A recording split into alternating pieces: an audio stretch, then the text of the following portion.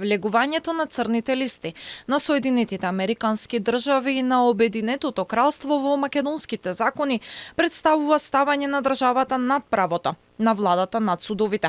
Според Стопанската комора на Македонија, предлог законот кој излегува од кујната на Бујар Османи е избрзан и може да предизвика нефер однос кон компаниите. Најголем дел од експертите мислат дека едноставно убрзано префрлање на одлуки на други држави на нашиот правен систем излегува надвор од нормалната регулатива за една држава и некако наликува на преки суд. Тоа значи дека без судски процес, без докажување на постапките, можат одредени субјекти да бидат драматично повредени.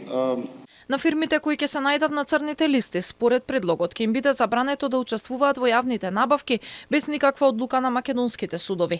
Според најголемата комора во Македонија, компаниите не смеат да бидат злоупотребени како политичко средство, а одлуките треба да се ги носи самата држава, а не тук систем. Па на крај крајшта Македонија е суверена држава и во неа одлуките за тоа дали некој ќе биде исклучен или нема да биде исклучен од правниот поредок треба да го донесе државата, а не да ни се диктира од надвор. Значи, нашата позиција е дека компаниите заслужуваат фер третман.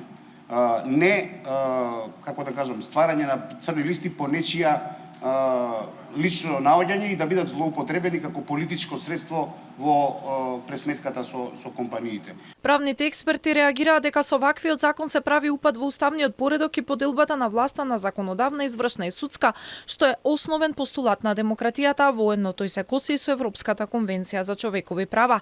Владата пак е на ставот дека на овој начин ќе се засилила борбата со корупцијата.